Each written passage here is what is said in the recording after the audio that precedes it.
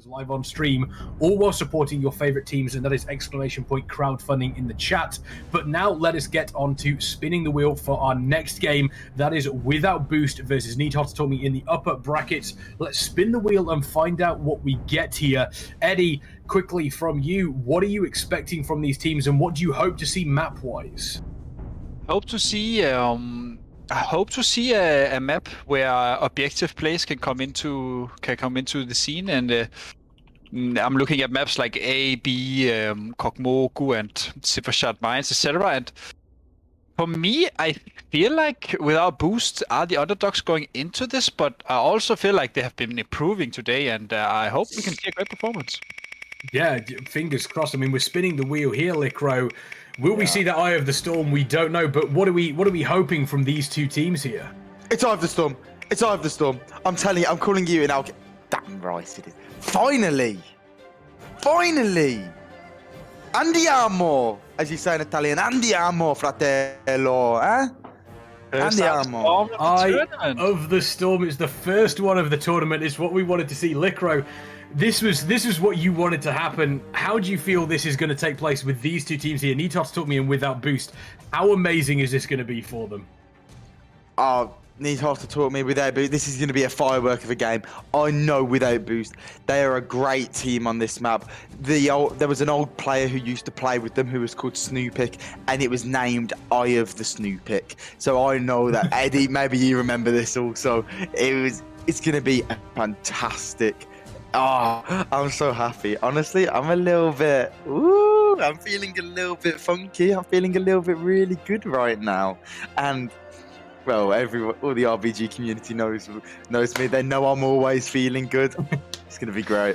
Well, we've talked about HOTA Talk Me. They've been an incredible team throughout this tournament, as have Without Boost. And Eddie, I mean, Licro seems quite happy for this map pick for Without Boost.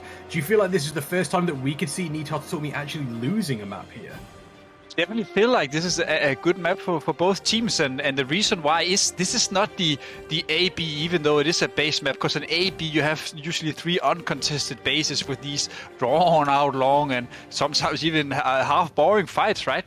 This is where you both get your 2 bases, you have the big brawl in mid, and then you have the opportunity to ghost. And I think we're gonna see a lot of inking going on, but we're also gonna see this massive team fight in mid. And I know Without Boost, they are really well when it comes to the mid fight. They're very good at using the Warlock, the Port, and then out and knock them off with the Priest. So I expect to see some at least 3 or 4 man knocks coming in. And Kex, you like knocks, so I think this is a good map for you.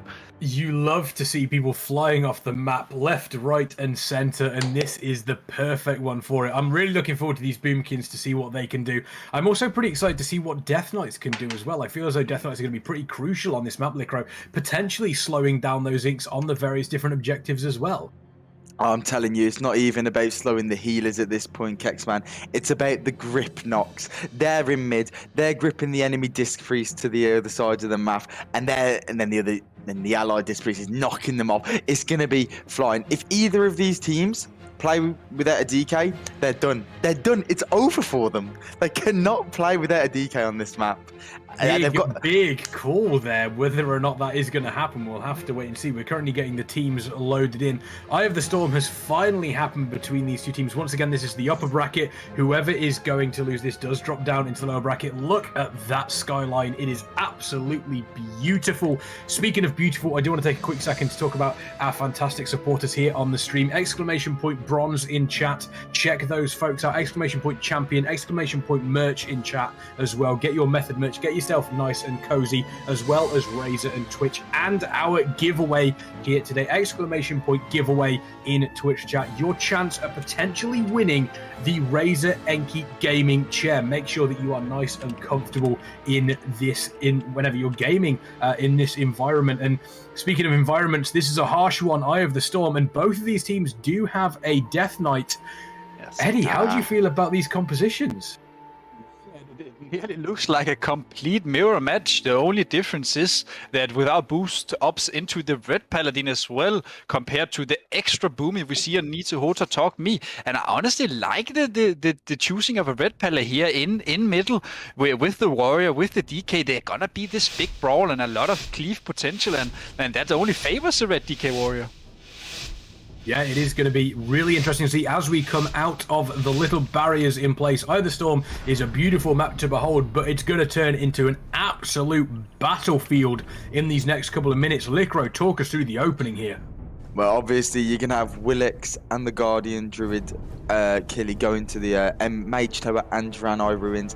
And for the same for the opposite team, you're going to have Troyes and DJ going to the other side. You can see Oxy right now fast capping that base just so that their points will tick first. You're going to see these Death Knights playing on each side of the map. But, you know, I like that they're both playing a Mistweaver Monk that removes one extra class that can be Grip Knocked. However, it means... Huh? Oh, they're setting up now, I think. Look. The Curian Spear, the Dome coming in as a counter as well. The Shadow Fury here, the Warlock port. This is a knock. Oh, no. Already. Did they get it? But you've also got to watch out. I wonder if we're going to see any naughty TPs from the Warlock. I would love to see that. Ace is already taking a lot of damage. You can see the Warlock going in. And Ace instantly gripped. Oh, now that was a grip. He's clearly playing the legendary that reverses the grip and it pulls him towards someone else. Love to see that from Ace. He read into this situation perfectly. He knows how. Willix is already on Troyes' base. Troyes, if there's no way Troyes lost this on the... There's no way. I don't know whether he has. I'm not sure. I think he may. No, he hasn't. So Wiz is dropping out there. Obviously, it very, very nearly came to it, but Ace also dropping super low. This battle in mid is huge, but don't forget, once this battle is over, they still have to escort the flag, which once again just means that there is more opportunities for these DKs to be pulling people in, for these Displays to be knocking people out, and you've got to imagine that what we saw from Ace there was absolutely fantastic, doing a great job in playing that legendary for the grip. It was beautiful, but Ace also under a lot of pressure. They haven't used any of the defensive cooldowns yet. Pain suppression still available, so they need to be super, super careful. Taking a look on both sides, looking relatively healthy. It's fairly... Did someone just drop off? I thought I saw someone drop off, but it looks as though they are okay. I think they were able to kind of... There we go, ABC. ABC always survived. Very lucky. But did I just see Demidar get knocked? Oh no. Oh no, Demidar. So that you can see both Demidar getting knocked there. Very unfortunate. He was probably trying to get for a setup and ABC identified it and put the knock into their hands. Right now, I'm quite in favour of with their boost. They have a very strong team fight. You can see Hyoga absolutely unloading the Chaos Bolts into them. Fashion going to be able to top them off. Ace is in is in a central position. You can see the Warrior diving in. Oxy dropped a little bit, but topped up. But you can see Happy going to about 45%. But you can see Elune get gripped. Now that the Death Knight is gripped, what they're trying to do is they're trying to line that up with the Warrior Spear. Instead, then a great response from Ace with the barrier right there. I mean, taking a look at this at this point, Eddie, looking as though both of these teams relatively evenly matched here in the middle. Are we expecting to see any more inks coming in from the side? Because once again, both these teams even on points. Would you like to see more on that side of things? And speaking of inks, I don't know if our... I don't know Fashion. Fashion and Ret Pally. The Fashion and the Ret Pally just got knocked off at the same time. Oh! I mean, yeah, well, that's very, very bad for without boost. And looking at the map, you were talking about offensive place. Look at Keely. Look where he is there in the background. He's already attacking. He's ghosting his base. He's ready for the ghost of the Rogue. And what he's waiting is if he sees anyone open on Fell Reaver, he's just gonna inter-tap the flag and turn it to them. But here it looks like they're struggling a bit without boost though. The priest is nearly empty on the mana field and they have 2 dead as well now. They would be respawning and coming back in, but the mana, it looks rough. It does look very, very rough. Right there. Troyes is sat right there on Draenei Ruins. DJ looking to see if he can find an opening, but he knows that Killy's here. Maybe this is a pre-anticipated float. Maybe it's ink, sorry, because they know that they're in trouble mid, but maybe they're going to be able to stabilize in mid. Troyes, Willix responds with the blind there. That's going to take him out for 7 seconds. It's going to give Elune enough time to respond and get to Draenei Ruins. You can see Boomchin also. He's instantly ran out of the mids. He's responded in perfect flying colours. That's exactly what you want to see from your Boomkins on your team. And honestly, Eddie, they played absolutely fine. Troyes is going to go down. But they've identified maybe Elune is going to get the base. And Willix is going to try and chase him. I would probably like to see an Incarn come out from Troyes right here. Maybe he can get away, but Willix decides to go away. But Hapik has already responded in clean fashion, and he's getting back to Blood Elf, which will force Elune to go away. He saw it. That was very well executed by the Russians. One thing that we've seen though from HOTA Took Me before in the past is that they've been very, very good at keeping themselves nice and stable in these team fights and slowly but surely bleed the opposition team. We can constantly see players going down on the side of without boost. It is only 1 or 2 players at a time, but every single time that happens, and is that a double knockoff? There we go. We see another knockoff. That's actually for HOTA Took Me. We actually lose Demidar and Daki at the same time. So this is a position for without boost to potentially push in. Are they going to be able to make this count? But we do obviously see another player getting super, super low. However, we do see the mana looking pretty healthy on the side of without boost and HOTA Took Me at the same time. So once again, is this enough? Are they going to be able to turn this pressure into actual points scored? Oh, maybe, perhaps. It's all about if they can get some clean kills in mid. Blasevic is super low. Personally, I would just let Blasevic run, and I would have one of the Boomkins, perhaps Hapik, chase after him, keep him tagged, stop him and prevent him from drinking. But Alun's dropping quite low. He TP's a little bit back, but now that makes Alun a little bit of a target for a grip. Now, Ace is also dropping low, and Daki and Demidar are coming back in. Demidar has the AMZ available, and Daki has the Sharpen, and he's popped the Avatar, so they're looking for a little bit of kill pressure right now. Yeah, and talking of kill pressure, the Kyrian Spear is coming down, the Bladestorm as well, Avatar Sharpen activated. Willix also looks like he's under attack. I'm not sure, at least in the visuals, but regardless, like, this looks like a very good situation right now for HOTA Took Me. They got the regroup, even though they got the double knock. Now the knock from Hyoka again. Ace is off. Now there's no amazing. And this means when Ace off, they only have a Luna Blazovic healing. Now they need to push in for the healers, and they're pushing directly in for the monk here. Bob Blazovic here popping the Avenging Wings as well. We still have the Cocoon, we still have the Bubble, Saga, and Melee Bob, so this should be okay, but still it's cooldowns used.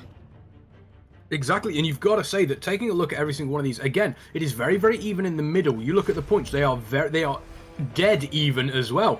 And HOTA Took Me are doing a great job in keeping as much sort of like, I suppose, balance in the middle of the map versus where they're going to be looking at potentially taking some inks. And once again, these knockoffs have been absolutely crucial for both of these teams. And whoever is the first one to blink here, Licro, is actually going to take a really big lead in this match. Yeah, absolutely. I'm in complete agreement with you here, Kexman. I actually expected a lot better performance from Demidar, but Shadow and Fashion get both knocked off. I do not know how you get knocked as a monk. That's unbelievably cringe. So cringe, actually. But it is what it is. But I think they're going to be okay. ABC and Faller, the Holy Paladin, both have mana.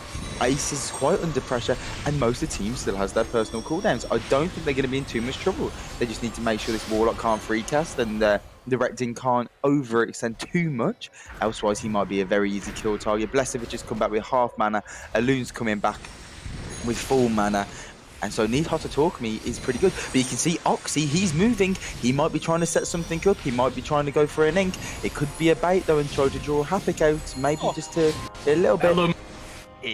I'm sorry to take the words from both of you, but just to address Liquos Pong, a monk can never and should never be knocked, especially when you have Trinket available. I think both monks may have used their port on something they shouldn't, because that is your savior from these knocks. And honestly, it's a misplay from both scenes. And Keely as well. Okay, he seems fine again. And I mean, it's kind of weird. It's kind of stalemate. We see kills, but it just doesn't amount to anything. Yeah, exactly. Well, yeah. They're taking 1 or 2 kills, which is, you know, it works because you're then getting a little bit of pressure. But we're seeing 2 knocks off. There goes the Warrior and the Paladin. Troy's also looking really low. This is the problem. We're getting 1 or 2 knocks here, but then nothing really comes of it. They need to get a 3rd kill. They need to make this pressure tell, and it hasn't worked for any of these teams. Someone needs to check on Killy Bear. I think he may be asleep currently because nobody has gone and tried his base for a long, long time. Fully aware that Killy Bear is very, very secure there. Just checking up there. Killy Bear just jumping around, making sure they stay awake. Oxy potentially trying something out of Fell Ruse, but I don't think it's going to work. DJ there as well, keeping an eye on the health bars for both of these teams. And once again, they are neck and neck on points. And again, the first team to blink, it's going to be a massive lead for them. And we actually see a big push coming over here. It looks like they're trying to, yeah, they're getting Oxy down. So as soon as Oxy goes down, that'll give a little bit of pressure. But here comes Killy Bear as well, potentially trying something out, sneaking something around here. I mean, if Oxy would have stayed alive, then maybe it could have been worth it for him. But it doesn't look like that's going to be the case. He has ghosted his own base, so they need to be very, very aware of that. But again, we're seeing 2 deaths on the side of HOTA Took Me. Daki has gone down as well. But this pressure in mid, it just isn't telling for either of these teams. No, and you can see Ace is taking a lot of pressure again. It seems to be quite the stalemate in mid. You're seeing a big TP. Ace is maybe going to get no. No, it's the Warrior instead, but that was a Bladestorm, even though that doesn't stop you get from getting knocked. But Ace is taking big damage. You can see HOTA channeling big AoE damage. I'd expect to see, yes, Ace did pop the barrier right there. It's a very good response. You can see Havoc coming in behind. Maybe he's trying to set something up, maybe root someone. He's in a stun. He'll be coming at that Hodge, but he could be in trouble here. But Ace got knocked now. That's such a fantastic move from Shadow Death J. Absolutely fantastic. And that's what you want to see. And that could destabilize the whole team fight for HOTA to talk me. Yeah, and Daki died as well. There are 2 men healing in mid as well now without boost. I mean, what is the next step in the rule book? That is to push the healers. There are 2 men healing, but it just seems like they can't. It's like there's just too much damage going on either side that they feel maybe a bit afraid going in too deep now. Now we see the DK going in though. I really like this warrior as well from HOTA talk me here, and without boost they're pushing in on Elune, trying to secure the kill, but Elune rolls away, Blesovic is kiting out as well, and Ace just spawned, right? And now it comes back to the fight. Ace has full mana, and now Blesovic can just drink, and I mean, if we back to square one. Yeah, Ashran does drop down though, so once again, HOTA took me losing a member in this middle team fight, but they really seem to be struggling in both teams in regards to making this pressure count. We're looking at, again, the first team to blink here is really going to start struggling. We're getting close to 1,000 points for both these teams, both ticking up at the exact same time. And ABC Fashion looking super low on mana, but we're also looking on the side. You see Elam probably about 50-45% on mana. Blesovic is actually looking like they're able to get a drink off, which is huge for this. Is this going to be the turning point? And once again, the team that does manage to take a victory here on this battle, on this fight that we're seeing here in mid, is going to be in a really, really nice position moving forward. Licker, suit a lot of pressure on Ace. Ace able to survive there. They don't. No, he's gone into the cocoon. He's gone into the cocoon. He's gone into the cocoon, and they managed to. He's down. And as we lose Likro, and at the same time we lose his Ace, what a symbolic moment. Ace was sent into his Covenant cocoon that you get from the Night Fae. Sadly, it wasn't enough to save him, but honestly, sure you kill him, but if you can't kill more, then we're back to square one again. Yeah, exactly. Daki taking a lot of damage. Daki is down as well. Ace has just come back, but again, take a look on the side of without boost. Everyone looking really healthy.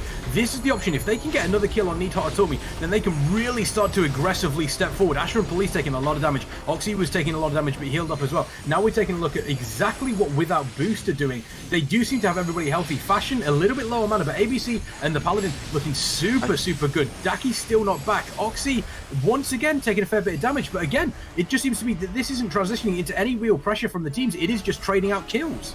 It really is. And while they're just trading these kills, healer for healer, I feel like they're going for the wrong kill targets here, Eddie. I feel like they need to they kill one healer and then attack the healer with the most mana. They could have gone on to Blesovic, but they chose to choose a Loon. I don't mind going for Ace now that he's back. Makes it an absolute nightmare for him. He's having to spend a lot of mana on those Shadow Mens, but you can see a Loon in the back, and like I said, Havoc is stopping him from drinking, and this is exactly what you want to see. So essentially, they are 2 healing in middle right now, and they maybe need to be rotten. The Boomkin has his Incarnate in 2 minutes, and honestly, I've been expecting to see Willix do a little bit more, but Faller's about to get knocked. Faller got knocked off. Great play from Boomkin, not even using the Shining Force from the Priest. Troy's trying his look on Mage Tower, but to no avail, and Killy's just going to get a re-stealth and just chill. This is looking rough.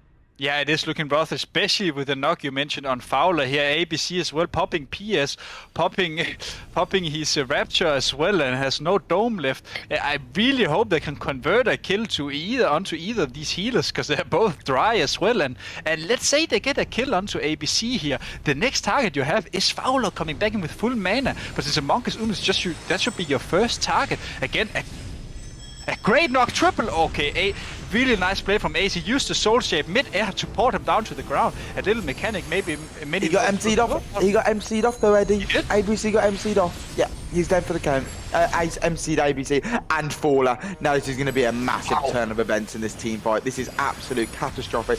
I would not be surprised if you see Troy's coming into mid very soon, and having having ABC try to defend the base. Losing one healer might be manageable, but losing 2 healers is definitely not manageable in this situation. And you can see Troy's. This is what we spoke of.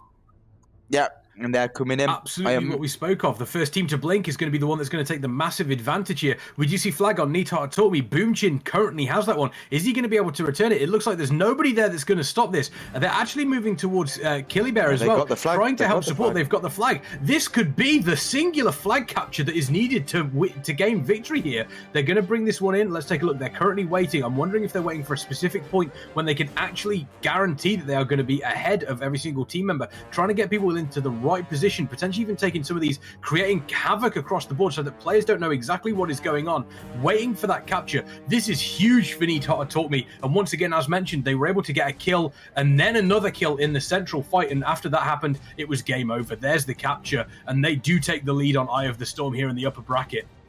Yeah, and you go, Lico. And what you just saw there was Boomchin waiting until Ace drank to full mana, waiting until all the healers had mana, maybe even waited for a couple of cooldowns to come back up, and then they're going to be going into mid again. Yeah, but also it's maybe a slight mistake without boost, as you mentioned, Lico. We expected Troyes to spin middle. Now I understand why he isn't doing it in some cases, because that means you're ghosting your base, and if you're dying in mid, then the enemy knows to push for that base that is ghosted. But oh, and Hyoka gets knocked again. Luckily for them, it's not a healer. But to return to the point here, Troyes didn't spin, and then they choose to ink the Guardian. Like, for what reason? If you want to send Guardian Rogue to attack a base, you attack the Rogue. Because when the Guardian incaps cap, the Rogue can't zap the Guardian, which means the Rogue needs to open. And that allows DJ or MFX from without boost to then take control over Willix here on the Rogue. But honestly, this just spells a 0-1 for me. They also got the base now. It's over. Yeah. That is got to be it over. Nita Tomi making the pressure count.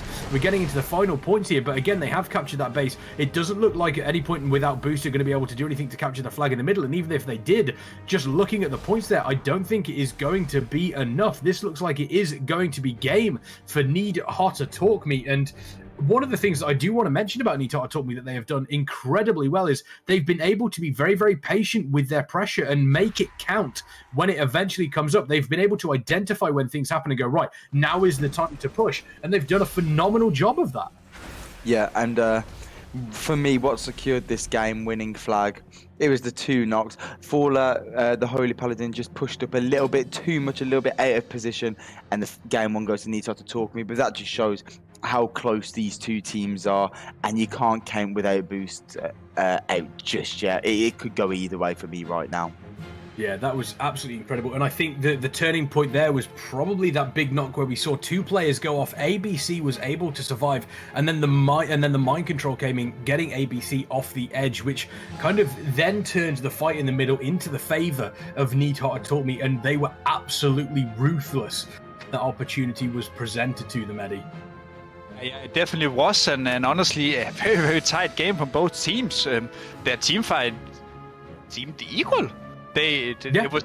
I mean, it came down to the knocks in the end, and also for the casual viewer, many were maybe wondering why are they not ghosting? They're equal. We are soon at 1,000 points, and the reason why is, well, no one is in the lead, and you can be the one to throw the game with a ghost. So I understand the hesitation we saw, and honestly, maybe it was a bit lucky as well that they got those knocks in mid and got the flag, because that was won the game.